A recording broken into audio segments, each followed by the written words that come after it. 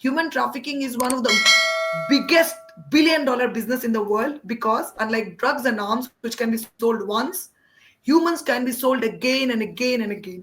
We have rescued a girl who was sold more than 20 to 25 times. Initially, I used to rescue individuals from all kinds of trafficking. Most people think that human trafficking is a kind of smuggling. No, it is very different from smuggling. You cannot fight it yourself. You have to report it. Be anonymous, just report it. Don't be scared, be alert. Also, please note to not put your life in stake. You have to take care of yourself, only then you can save others.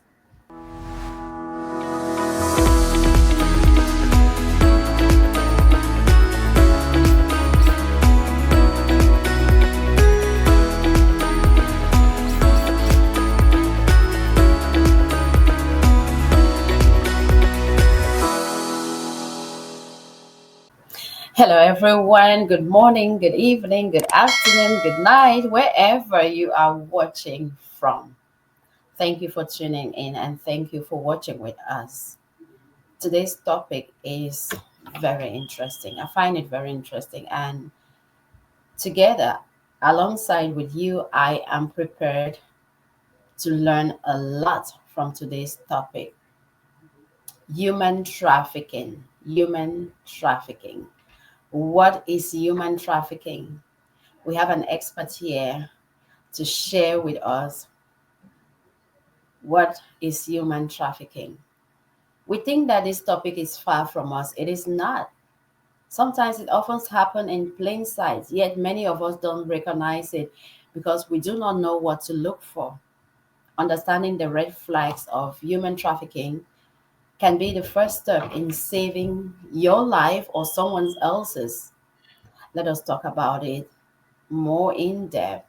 And of course, human trafficking, it doesn't only affect your mental health, but your family and loved ones as well. The dark realities of human trafficking, the dark realities, stories, solutions, and our mental health. And we have no other here than, I will say that name very well, Pallabi Ghosh. She's all the way tuning in from India. So thank you so much. Can you please introduce yourself and tell us who you are, what you do, and why this topic, please? Thank you. Hello, everyone. Thank you, Dr. Mercy, for calling me to your lovely show. I keep seeing the work that you do around mental health. So, very nice. Thank I am the founder of Impact and Dialogue Foundation, an organization based out of India. We have worked a lot in the Indian subcontinent. I personally started working in the space of human trafficking in my early 20s. So, it has you. been 12 years of extensive working on ground. Yeah. Uh, when I was 12, there was an incident in during one of my holidays when I went to visit a very small village in eastern part of India, which made me pursue this whole scenarios of events that led me to understand of a very big organized crime known as human trafficking. It Mhm. started with a missing case, and initially, I used to rescue individuals from all kinds of trafficking, but being with them, doing a lot of research and understanding how the whole landscape works. Mhm. Uh, Finally, I decided to start an organization because of an encounter of organ trafficking cases during COVID-19 of children, Mhm. uh, organ trafficking of children. Oh. And then 4 years of working here 4 years of working with the organization. One very important aspect for which I am really very delighted and grateful to you for calling me is Mhm. mental health is a very, very primary thing that is not addressed when it comes to survivors of human trafficking. So I would say that, that is one of the reasons I really wanted to come. And when you invited me, I really wanted to talk because when you talk about stories, when you talk about all the other things around human trafficking, we just talk about how the person was rescued, what will happen post rescue, how we are going to, pursue legal matters, but Mhm. nobody looks at the Mental. mental health that survivor. So So that is one of the it's like reasons. it's like Oh, we have rescued you. Go back home. Bye. Everything is done. It's no follow up on what you went through. How are you feeling right now? And a lot of them, I know that a lot of them have PTSD, but we'll come back to that. As the founder of the Impact and Dialogue Foundations here, what are some of the milestones that you have achieved in this fight? So one thing that so when I used to work in rescue, I've worked with very big organizations of India, and they are doing really good work. But one thing that we have seen is that there is no point rescuing an individual if you are not going to work on their rehabilitation and empowerment. And when you talk about rehabilitation, it is not just pursuing a legal case, or it is not just giving them a job. It is also a holistic you know development of the individual. I, So the I'm gonna let you talk today. I'm gonna be a guest on this show. no, because when I I saw just that, like your spot. Oh my God, yes, yes. Why so rescue when I me? saw that, yeah, you work on mental health, I was so excited because Yeah. people just don't care. Like the milestones that we have achieved is when a I girl is don't know rescued. if it is that people don't care. I think that people just say, "Oh, I have rescued you," and they go about other things, like you said, maybe legal matters and other things, but the holistic care is not there. And you should be grateful that you've been rescued. What else is there? They forget, or they are not aware that you may have been rescued, but you still live in that trafficking zone inside. You're still caged up, you're still trafficked in your mind. So they did not give you that rehabilitation, they did not give you that mental care that you need. So, oh my God, thank you. Thank you. So, oh Lord, how has being a UN Women 75 leader and a G2 speaker, G20 speaker shaped your approach to addressing this global crisis? So I think when I started my working throughout, like with very big leaders, one thing I realized, everybody wants to work in silos, like in a solitary way, like confined way. This is a very big organized crime. It cannot, first of all, it's very difficult to stop, you know, Yeah, because since time immemorial, modern slavery has been there, prostitution has been there, labor trafficking has been there. So one thing that we can do is that to eradicate. Now, how do you eradicate it? I can't do it alone. no, I have to have other stakeholders. It is like together. It's a work that has to be done together. Like that's what when I say no, that it's very important that you have a change in your mindset. Like there are a lot of the girls I work with. So when I used to work with them earlier, also, they a lot of them told you have to understand that they are dignified individuals. You have just been an ally to rescue them. You don't own them. You don't own them. I keep on hearing again and again, this is my survivor, that is my survivor. No, nobody is your survivor. They are individuals themselves. Also, you cannot call them survivors if they don't want to be called as survivors. I have girls who wants to be called as right holders, who wants to be called as victims. Some want to be called by names. So I think this thing of working so much on ground and also working so much on their mental health, like we have this case intake tool that we work on, where we focus on the time when that person was rescued and post 1 year, what is the kind of impact or growth. We realize we are just someone who is assisting them, supporting them. We are nothing beyond it. you So said I something think that's very very important. important. They are not your survivors. And yes, we have to approach them how they want to be approached, because most of the time these victims may seem unusually anxious. Most of the time, what they have gone through has put so much strain on them physically, mentally, emotionally, spiritually, that when you rescue them and you're still calling them your survivor, They may not even feel that freedom or that liberty that they gain. And again, they may have been freed from the trafficking. Are their minds free from the trafficking? Have they processed mentally what they went through? Have they healed mentally from what they went through? Have they grown through what they went through? Are they still locked in that space? Or have they moved forward, recognizing that I was here, I have gone through it, I am on the other side? Physically, they may not be still trafficked, but emotionally, mentally, spiritually, are they still trafficked? Are we making sure that they have that holistic care, like you said? Oh my God, I'm so happy you brought that up. Freeing them physically is just the first step.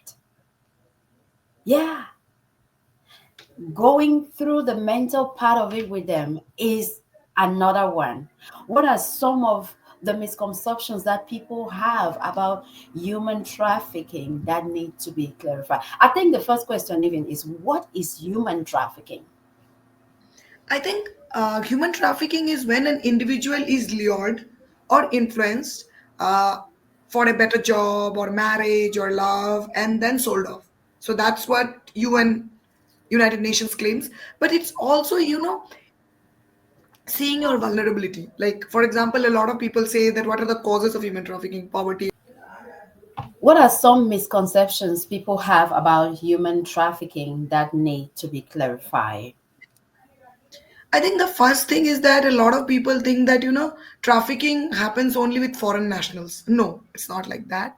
It happens within the country because, as someone who works in the Indian subcontinent, I've seen Indians trafficking Indians. Like someone from maybe the eastern part of India is trafficked to the northern part of India, or somebody who is from the northwestern part of India is trafficked to the, western southern part of India. So this is a very common thing. Also, a lot of people see think that traffickers traffic people they don't know. Again, this is a very big myth.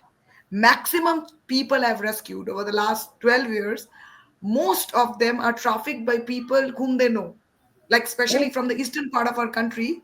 It's like, your uncle's wife is trafficking you, your brother-in-law's, your Most brother's of the time, we think sister-in-law. it's just bad people, strangers that we don't know.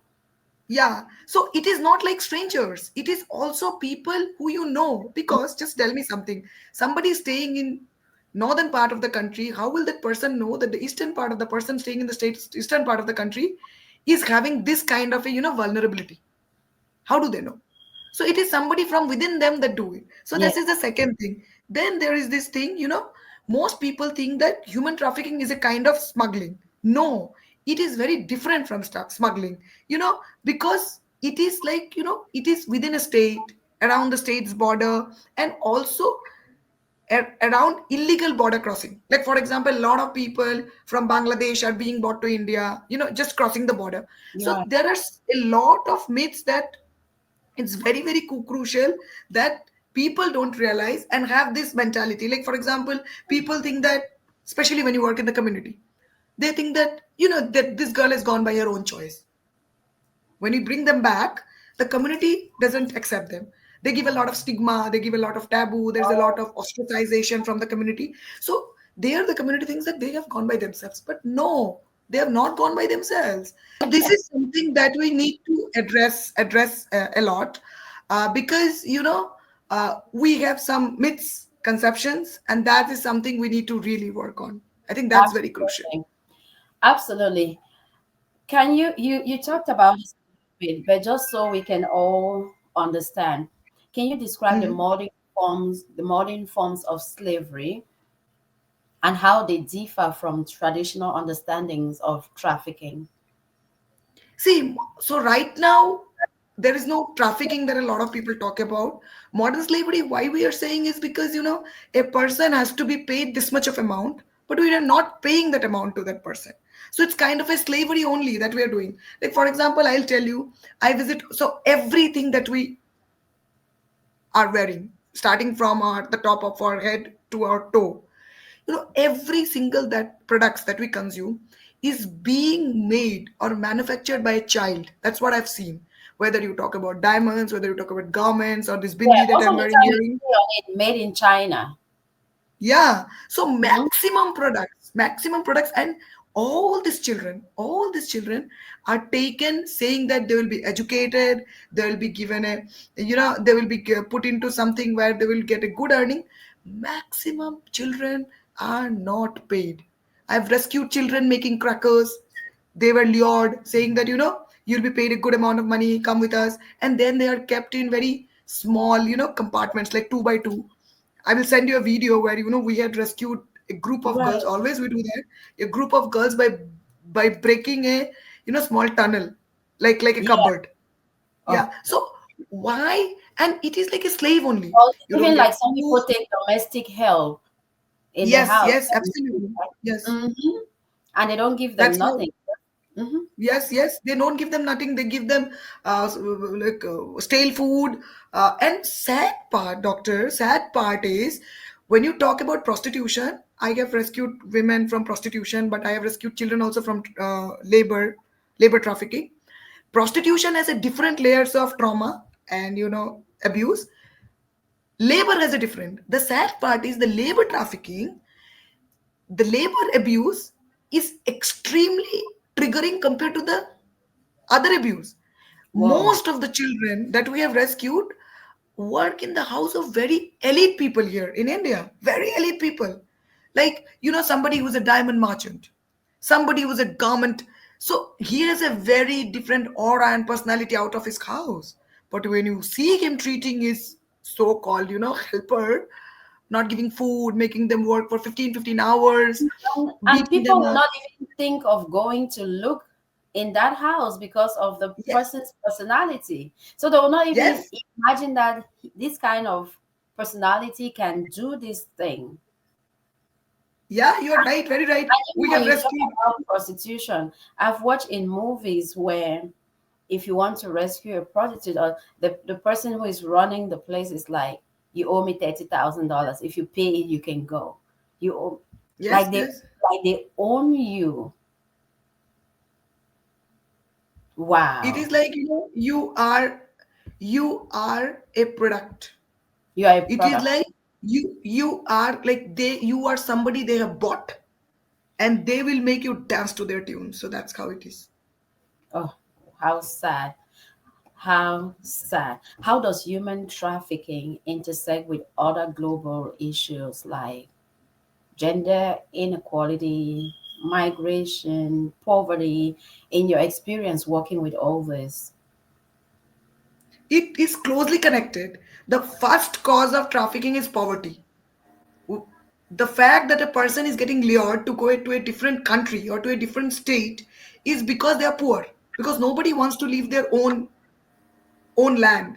Because when you Mhm. leave your own land, you have to go to a different culture, different food habits, different types of people, language, everything is changed. So poverty is the first primary thing. Gender equality, definitely. Men are trafficked also, but when it comes to women, the level of trafficking is in a different level. Like there is forced marriage, there is bride Yeah, trafficking, there is prostitution. And women are treated more as a commodity. First they will be tried as a laborer, second they will be looked as a sex slave. So yeah, yes, definitely there is a gender equality. And migration, definitely. Any world war, any normal war, any social conflicts, any justice, what when an individual migrates from one country to another country, one state to another state, they do not have the identity cards of the new state where they are going. So the person there in power has control. You don't know the language, you don't have the identity cards, and especially when it comes to women. Okay, you come with me and I will give you 2 times of food. How?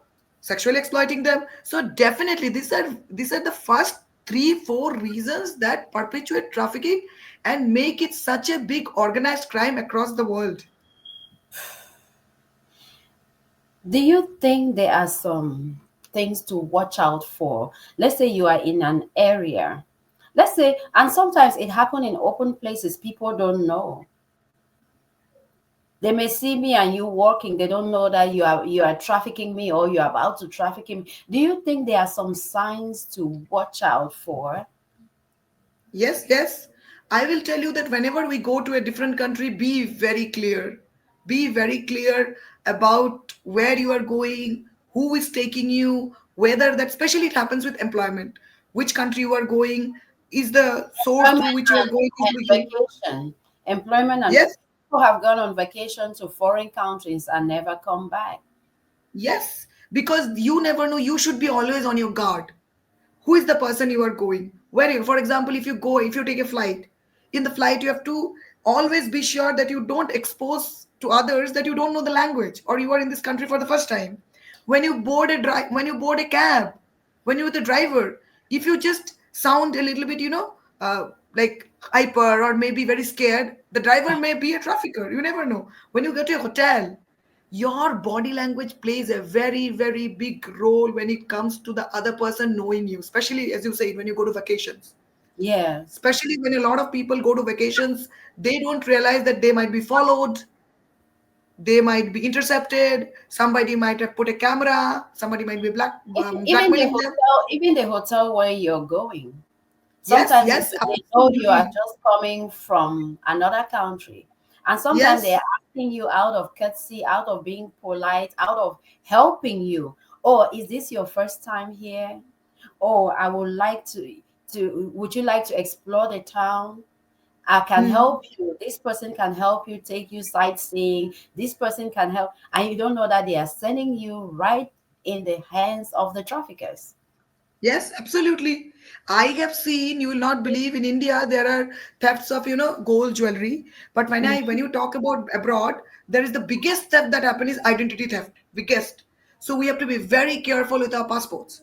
So generally what I do is that I never carry my passports in a in my bag. I always keep photocopies of my passport. Also, when you think of keeping your passports in the hotel, don't keep it here and there. Keep it in the locker. That's one thing.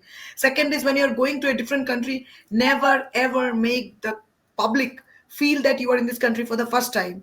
Or, like your body language says a lot. When Yeah. you're scared, when you everybody notices, because I'll tell you, human trafficking is one of the biggest billion-dollar business in the world, because unlike drugs and arms which can be sold once, humans can be sold again and again and again. We have rescued a girl who was sold more than 20 to 25 times, because it is like, handling different handlers. So Mm-hmm. what, in human trafficking, an individual is treated like a commodity which breathes, but which might be physically dead.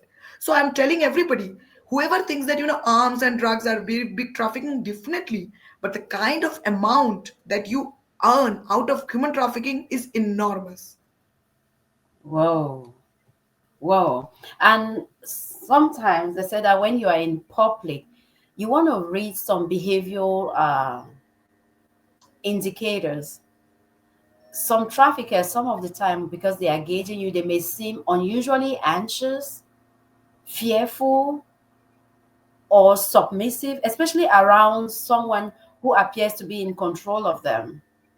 Yes, yes, absolutely. I will tell you an incident. So generally, how children are trafficked from railway stations, I've always seen a child sitting alone, a child whose mother is looking somewhere else and the child is busy playing games, a child who is drinking water away from the family, a child whose mother parents have boarded the train, it's crowded, and the hand has been left alone. So traffickers are like, what you call that, the tiger who is ready to pounce on you. You have to be on your guard. Also, publicly crying, families, like right now, a lot of people who have mental health issues are getting trafficked, a lot of women who have domestic violence are getting trafficked because of social media. You do not get the love and affection at your home, you're looking for it outside, validation outside. Yeah. Traffickers are lurking everywhere. Children, so many children are using their phones. We tell the parents, please don't give phones, because there are soft pawns coming. You never know which soft pawn will click your face and go. Then there is this other thing. You give the responsibility of your other children to your eldest child, whether it's a daughter, son, or a third gender. The Right. child is a child. The parents are busy working outside. The innocence of the child is converted to being a caregiver. So what does the child want? Love and affection. We have Yes. rescued a girl. I'll tell you, last January, We have rescued a girl who was the daughter of a very big, you know, what do you call, civil service officer. Mm-hmm. Why? She was trafficked. Parents were very busy with their career. Parents had given them everything, iPad, iPhone, tabs, Everything. everything. They never had time for her. So she started looking for friendship Love. outside. She, yeah, she friended somebody through Discord, and yes, she was trafficked. So my thing is that most of the time, traffickers are around us. We have to be very, very careful. I'm not telling be scared, but be on your guard. Also, traffickers always trap people who they know families will not look for them, like maybe an alcoholic father, or maybe a family, a girl who is orphan, or maybe a boy who is nobody, whose relatives torture him. The bigger the vulnerability, the bigger the chances of you getting trafficked, and especially with poor people, because poor people do not have the source and means to come running searching for their daughter and son. So yes, definitely. Yeah, this is making me think a lot. And sometimes we are in the midst of those who have been trafficked and we cannot even know that they are being trafficked or they have been Yes, trafficked. Sometimes we just have, especially in public, let us be more watchful, more careful. You're working with somebody or you're passing, somebody cannot even, you're communicating with somebody, they cannot have eye contact with you. They appear yes, they appear like they are afraid, they keep looking left to right, they are scared, and their stories sometimes do not add up. Oh, I work here. Oh, I volunteer here. Oh, and sometimes we also want to be looking for those signs of abuse, yes, extreme fatigue, maybe because they are not resting, especially emotionally and mentally, lack of trust, signs of depression. We can also look for signs of physical abuse, bruises, burns, scars, various stages of healing. We can look for all that. And sometimes, even especially with poor hygiene, malnutrition, signs of neglect or forced labor, they may be all around us most of the time, and we do not know. And we are communicating with them every day. We are meeting them every day, and we don't know that these people have been trafficked. yes, yes, What of are some of course. the biggest challenges in identifying and rescuing victims of trafficking? Yes, of course. That's how people don't know. Mm, mm, mm, mm, mm. When you go to rescue these people, how do you know, first of all, that they are victims? And what are some of the challenges in rescuing them? The first thing is that their families reach out to us, or maybe a village person, because of our extensive awareness and outreach, or maybe the local police. Biggest challenge is that there is no acceptance that there is trafficking actually happening. I still remember I was traveling in an auto in eastern part of India, and I just I traveled 1.5 hours, 2 hours, 2.5 hours by train, 1 hour by bus, and 1 hour by boat, and talked to the survivors. And while coming back, also it was raining heavily, and it was 5 o'clock in the morning. I left for 5 in the morning, and Whoa. evening 5 o'clock I was coming.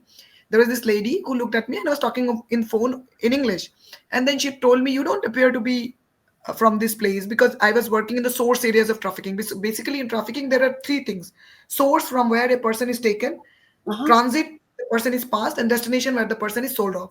So I Whoa, was in yeah. the source area. That's where I work, source area. Where So you there was have this, been captured, the transiting time where you're being taken to, and the destination where they are taking you to. yeah. So this lady was like, "You don't appear to be, from the state." I was like, "Yeah, I'm not from here. I'm from a different state." And then she was like, what brings you here?" I said, "Just." And then she started talking. And then she was like, I told her, "I came here, like there's a lot of trafficking happening here."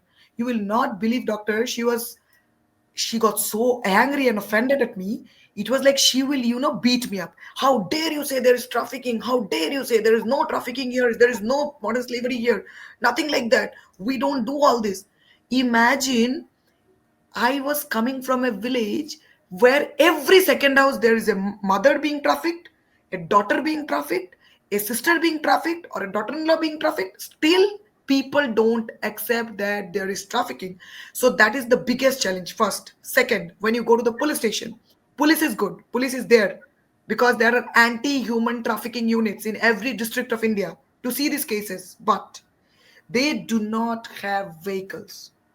They do not have trained officers.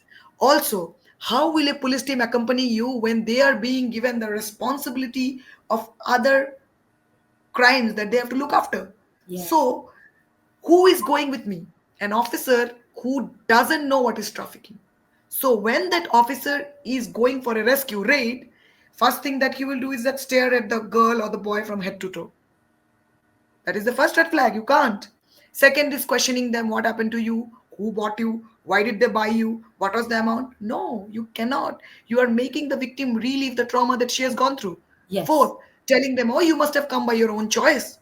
Now you are saying that you are being sold off. So, these are some of the challenges. Also, there is no sensitivity and there is no empathy while talking to survivors, while talking to people being trafficked, because there is this very big myth that these people have come by their own choice and now they want to be rescued. So, extreme challenges. Also, going to the hospital, doctors are not trained, they are not made aware in India, especially. And especially, why I'm telling you, some of the countries I have worked with, every time you rescue a person from commercial sexual exploitation, CSE, you have to take them to a government hospital.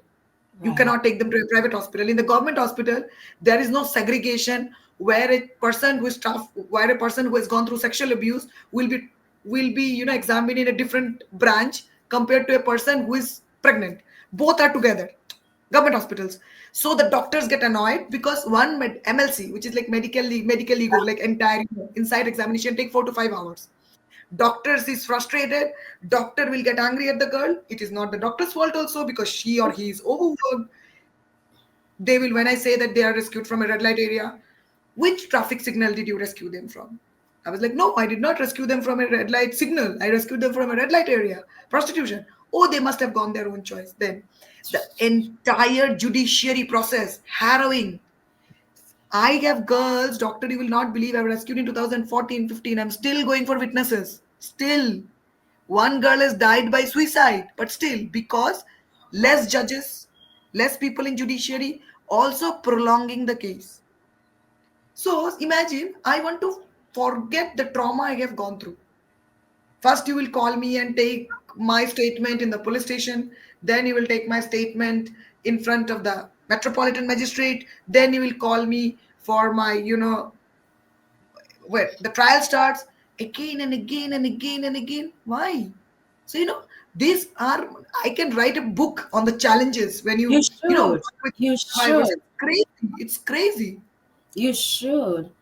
And I really want to thank you for all the work you're doing. It's not easy, especially when you meet all these walls. And I can only tell you're very, very passionate about what you do. Thank you that you take this in heart. Travel by train, travel by boat, travel by land. Just the traveling time alone is like 4 hours.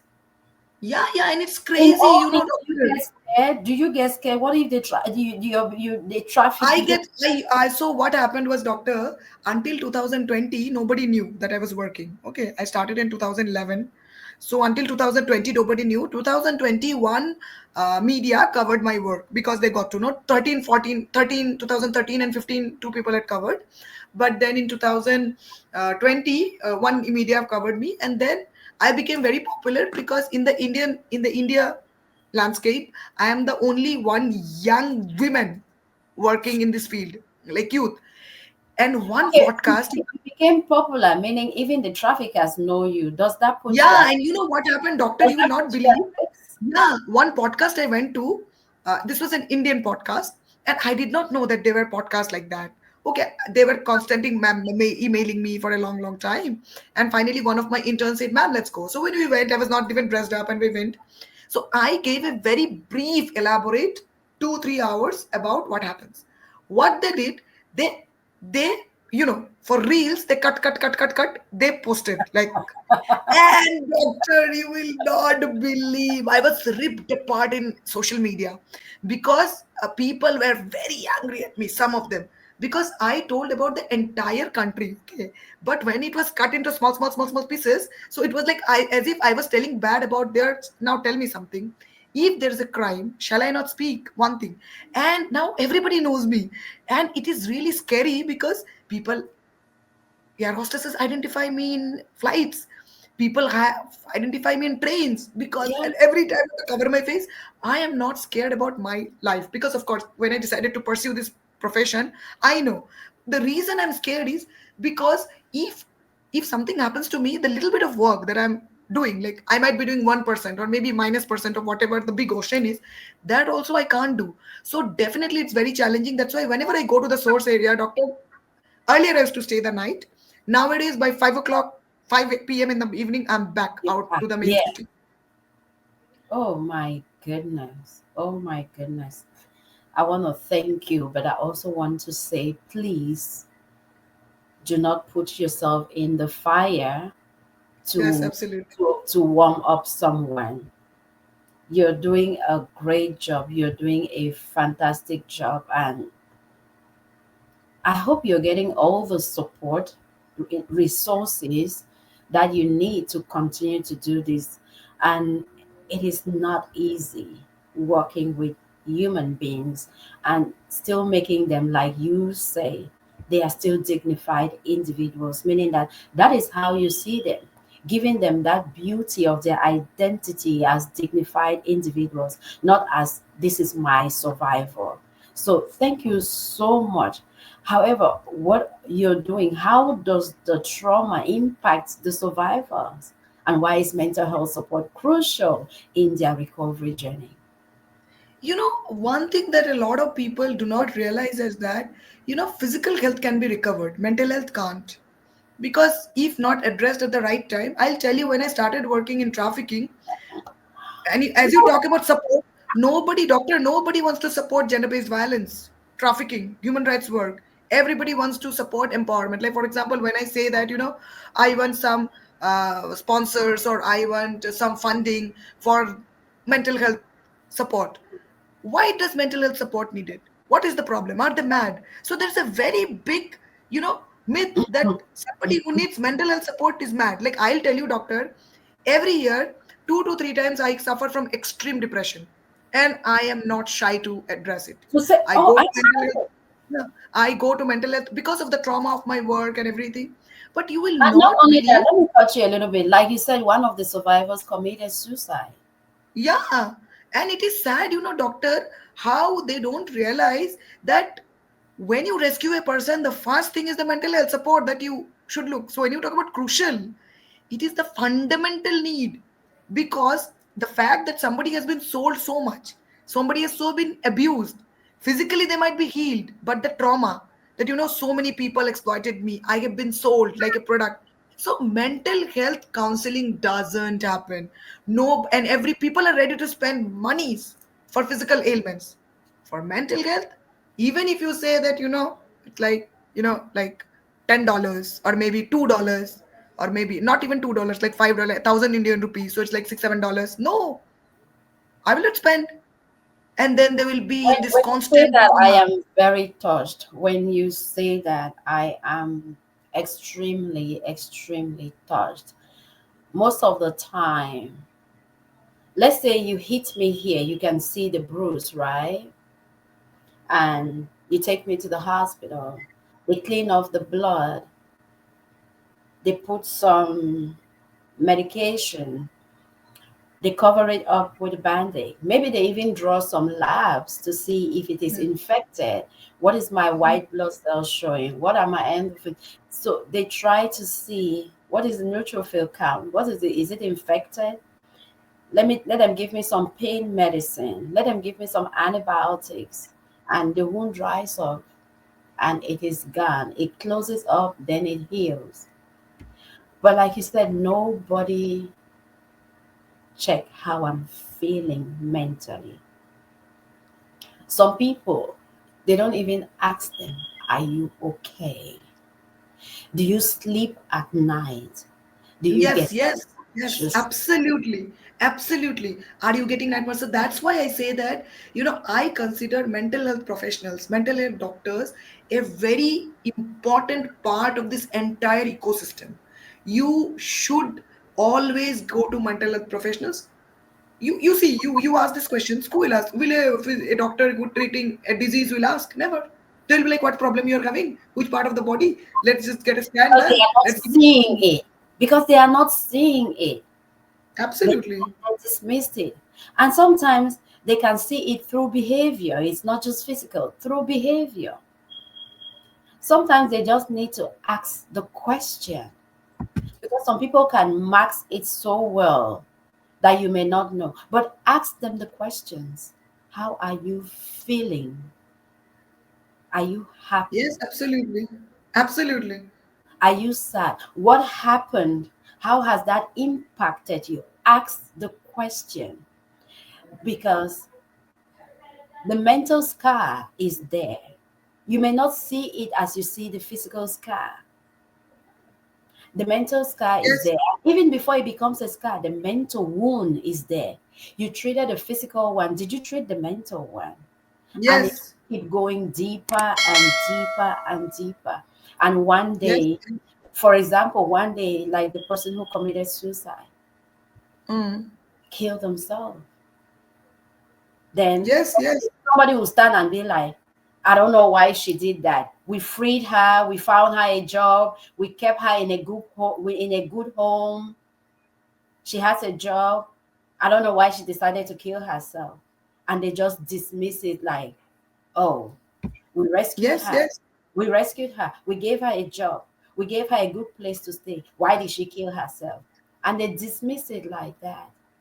And that is just sad. That is so, so sad. sad. And Yes, yes, yes. let us be mindful that we heal somebody holistically. That's what Let you us said, no, holistic not just, development. yeah, let us not just heal the wounds that we see. Let us heal the unseen wounds. Let us ask them. Let us watch for signs. Oh, can you share a story of a survivor that deeply impacted your work or your perspective? I have thousands of stories, lakhs of stories actually. One survivor story really hit me very hard because it was the spouse selling her, and it was the spouse selling her. Of course, there are spouses selling her, but this story hit me hard because it was the spouse selling her, and then she came back. She started staying with him. She had two children with him, and then he used The to spouse have. sold the wife. Yeah, and then she came back, she started staying with him, she had two kids with him. She did not put his name in the case. And the sad part was that she had two kids with him. And then one day, like last week only, she called me and told me, I'm having like bleeding from the private part, I'm having drowsiness, I'm having headaches. So I was like, are you using contraceptives? She's like, yes. I was like, why are you using contraceptives? She was like, Didi, my husband doesn't allow me to use, he doesn't use protection. So she was saying for the 10 years she has been using contraceptives. And I was blown out. I was like, are you mad? And then she was like, no. Then I was like, shall I talk to your spouse? She was like, no, I will talk. So she talked to her spouse, and her spouse had beaten her black and blue. And then she called me. I went. Stories are such triggering, doctor. I can't tell you. The problem is that, families trafficking them, and most of them are not being convicted because the survivors, mostly the survivors' families, say that you two are rescued. Now, why do you want to pursue a case against this person who is your relative and get them convicted? And, like destroy the family. That is the reason the person who has trafficked them keeps on trafficking other people's, because they are not convicted. So I have hundreds of stories of families like brothers wife trafficking, still roaming out, and brother is beating the sister, saying that why did you file a case against my wife's sister. So it is very, very triggering. Like, and I tell you, doctor, my phone, and this is my phone, you will not believe, doctor, I was in Nepal. I was called, I was in a, like half an hour ahead. I was called by a survivor. She was telling she was trafficked by her brother's sister in law. She called me. and told me the so it was a very difficult story because post rescue the parents did not keep contact with me and they got married. And one day I got a call when the husband put on the stuff gas stove, hanged her in the phone. It is triggering. I don't know if people will be able to hear it. Hanged her in the phone, locked the door, went outside. Neighbors smelt and we broke the door and we got her out. You will not believe the mother was telling, even after all this, mother is good, but mother also gets sometimes some trigger. She told her at night 2 o'clock, you get out of my house. I was like, why? And then she was like, no, madam, I had to beg the mother, please keep her until I reach the village. You will not believe families suddenly become very close, suddenly want to throw them out. And this is a constant process of community reintegration, community rehabilitation, counseling. Also, when you talk about doctor mental health, counseling of families is very important. Talking to the family, not just the survivor. Not Family is just very important. I don't That's even know. very. I don't I don't even. want to say much because it's quite triggering. So It yes. is very triggering, unbelievable. Husband will traffic wife, get money, then the rescue wife, the wife come back and lives with him. That is still trafficking. Yeah. He's Yes. beating her up, he's using her as he wants. That is not rescue. And it is still happening. Why? Because the survivor is not pressing charges. The survivor is condoning the situation. The survivor is like, okay, it is fine, I will do this. Oh my God. Then parents are not fighting as well. So there is knowledge of it, but nobody is taking that active step to Because of step. because of community. Because Mhm. of community. And there is this thought when I told the survivor, why are you not pressing charges? She was like, at least I have a husband. So what I realized, doctor, marriage is a social security. Like whatever trauma he gives you, the fact that he's there with you, it's like a social security. I get a husband. You know what she told me? Sister, if I leave my husband, the village will tear me apart. That's what she told me. I will be looked So like a woman who has left her we husband. have a Yes. community problem. We have a community problem. We Yes, have to absolutely. We have. educate the community first. And you're very right when you say mental health to the families, because when you are being trafficked or you are trafficked, your loved ones go through a huge loss. They are grieving, they are sad, they are anxious, they don't know if they'll ever see you again and all that. Yeah, I agree. Family trafficking. I mean, family mental health services, they need it. Oh my goodness, that is crazy. And what policy changes or systemic reforms are urgently needed, especially where you are? Especially, I'm just thinking about this community, like you said, marriage is social security. I am living in a marriage that I don't like. I am living with a man who trafficked me and I came back and is still using me and I am still there and the community knows and it is accepted. What policy changes First can is, doctor, first is awareness, extensive awareness that the person who is trafficked is not at fault. First. Second is fast track courts. The person who has trafficked has to be in jail as soon as possible. Compensations are terrible. You will not believe there are 200 crores, which is like how many billions I have to convert, been sanctioned by the government, but the compensation never reaches the girls. So it's like after 10 years, a girl gets compensation, out of which 10% will come to our account in a year, and the rest 10% will come after 10 years, which will be as a FD, fixed deposit. Why? Why? Also, policies around trafficking, like everybody talks about trafficking, so trafficking laws are drafted by people who are researchers, very big professors, activists. Why are you not they taking are not given survivors? reality? Why Why are are they you not not taking that? consulting the survivors? Yes, they are not. Till now, you will not believe, Dr. It has been 4 years of my organization. We have not yet got any institutional funding because we started during COVID. So the organization has been running only by individual sponsors. This year we are eligible because we could open the bank account only after 15 months of the organization started. We have never had a program in a very big city, in a very big metro city of India. You know why? The amount of money that will spend in conducting a very big event, with that money you can do 1 month of work in a village. That's where you need to work. That's where you need to work. There is no point, doctor, having very big events where highly intellectual, elite, knowledgeable people come because they already know about You it. already know, and because your event and your organization is trying to create awareness to make an impact against that. Yes, So if yes. you go spend all the money in the city, the attendees are those who already know what's going on. How is Yeah, that and going to impact the people yeah, that and doctor, the craziness. So, as an NGO, what we do, we try to empower the community. So, we create anti trafficking clubs, we create village response committees so that the community is not dependent on when Pallavi will come and rescue. They yes. should be empowered themselves, doctor. See, if we are talking about impact, we have to empower the community that when this person is not there, they can fight it by themselves by the time I reach. Mm-hmm. So, it is very crucial for a community to be empowered.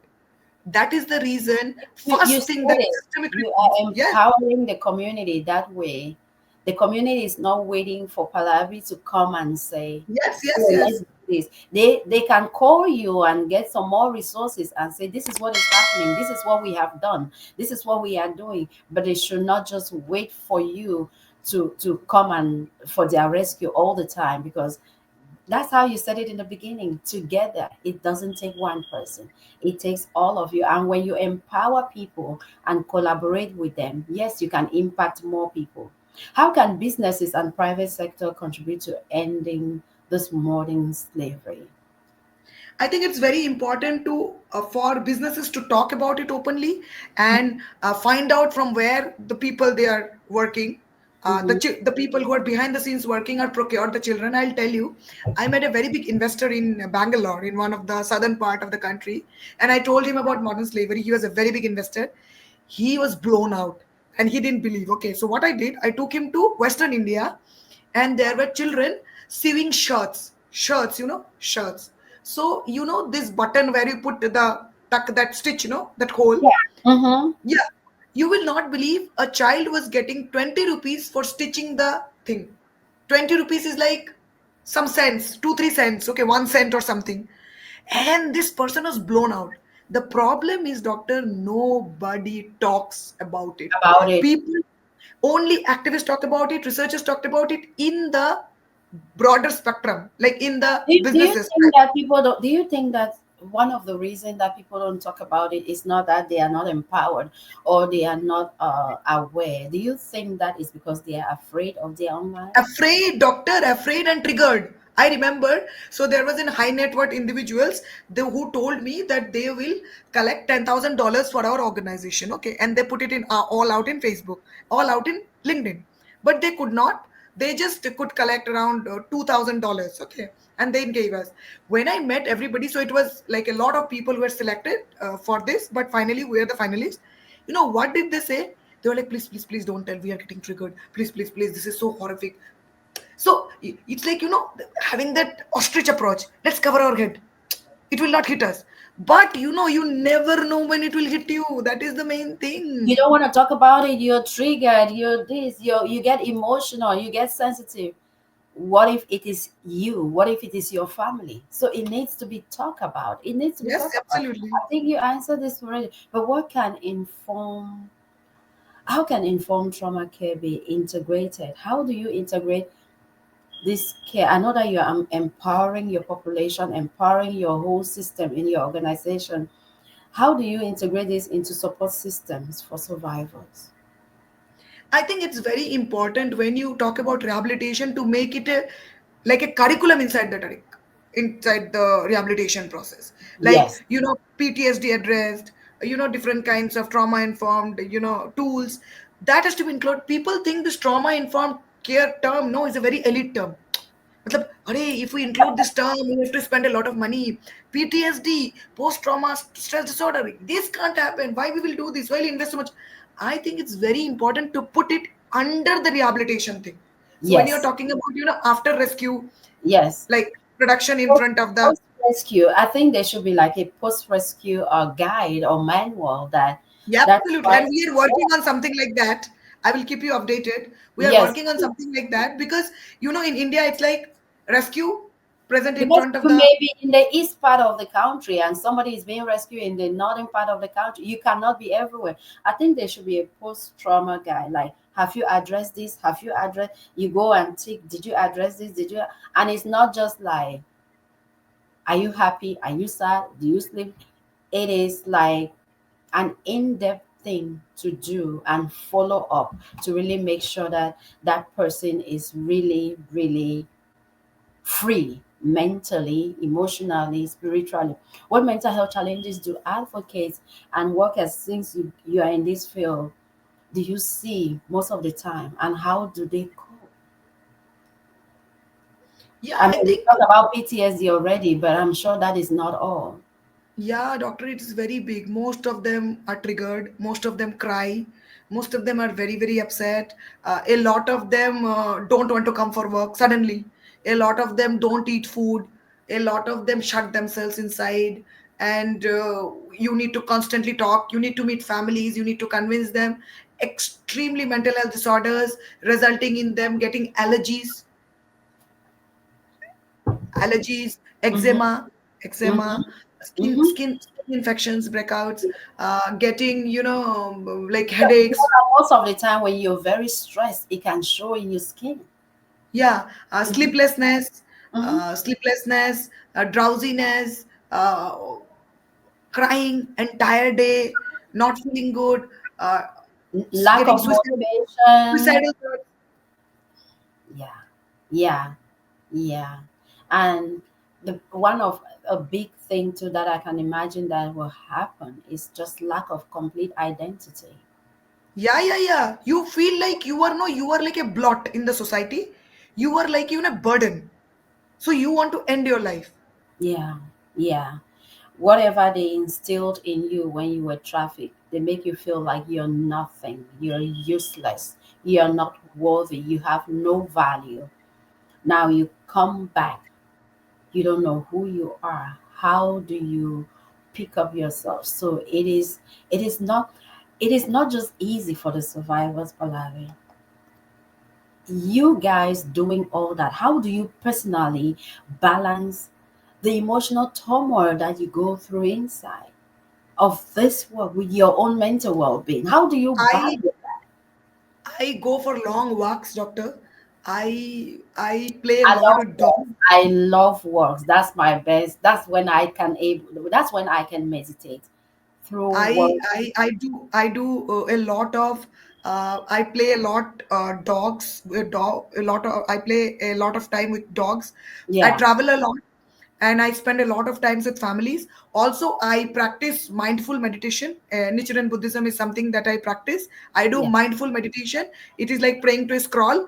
Whenever Yes. when I am upset, I just open the scroll, the Butsudan, and continue chanting. I cry, cry, cry, Mm. because the kind of stories, doctor, you hear, you cannot, like, for example, you will not believe, I have friends who are really well off. They spend like, $100 for lunch or dinner. You will not believe, doctor, I can't have lunch or dinner with them on a regular basis. Hardly once I can, because I constantly see here someone is spending $100 for food, and there one person doesn't even have 2 cents. So Absolutely. I go through a lot of mental health counseling, doctor. I every year 2 to 3 times I'm constantly depressed. I don't wake up from the bed. I keep crying. I don't take bath. I get allergies. I'm telling you, doctor. I'm telling. I get allergies. I get infections, and that is the I have been told to uh, be as much possible to take care of my mental health, because if Absolutely. my mental health is not good, how can I take care? You will So not I be do a able to lot. help them if I you are have not told in a space where we're going to talk about that, Lord. How can listeners get involved in fighting? People are going to watch this, people are going to listen to this. How can listeners get involved in fighting human trafficking in their own communities? I think first is know what is human trafficking. To all the listeners who are talking, listening, understand what is trafficking, find out what are the causes, what are the preventive mechanisms, what you can do as an individual. One request to everybody listening to me, please do not put your own life at stake trying to save another person. Please do not. That is very, very crucial. That's what I Get was connected. telling you. I said, don't get into the fire. Don't Yeah. get burned because you're trying to keep someone warm. Yeah.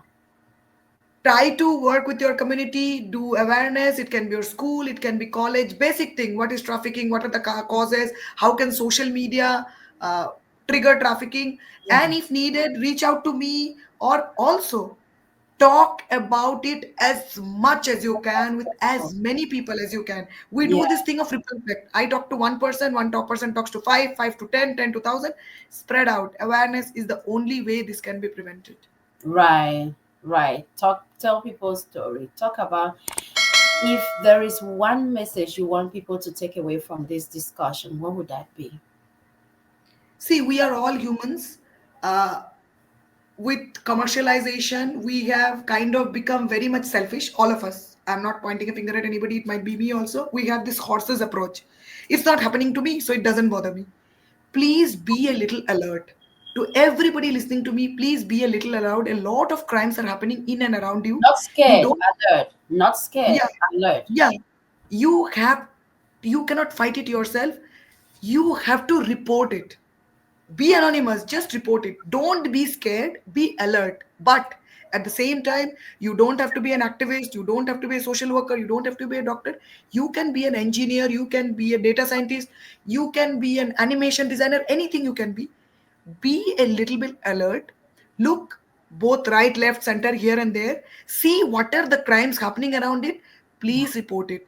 Just if you be a little alert, you can prevent so many crimes. You don't have to be a social worker. That's what I have to say. Also, please note to not put your life in stake. You have to take care of yourself. Only then you can save others.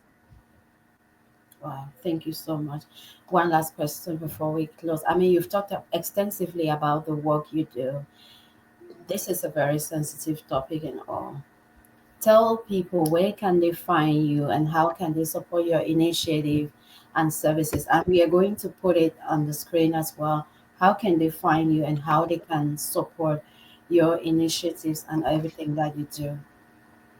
I have put my what you call website in the email, in the chat box.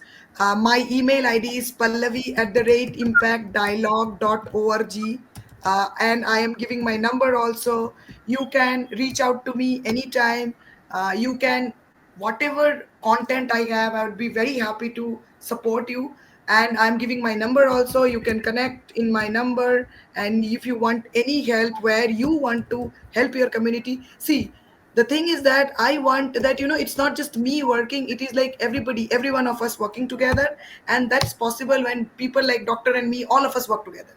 It Yes. can't be happening one. I need the help of doctor as a mental health professional. I really need, because though when I addressed human trafficking, I saw that mental health is crucial. My name is Pallabi Ghosh. I am the founder of this organization known as Impact and Dialogue Foundation, based out of New Delhi, the capital city of India. Hmm. The organization's website address is impactdialogue.org. Email ID is pallavi@impactdialogue.org. My mobile number is 9811737441. You have to add +91. And anything, please email me, please reach out to me. We would like to support you. And if you want to collaborate with us, to support us, or maybe if you want to have campaigns in your colleges, if you want to have training sessions in your colleges, anything, please reach out. If you want to support us, we can send you details about our bank accounts and everything. Just let us know. Whew. This topic is sensitive. It got me chilled. It got me emotional. It, it got me thinking a lot.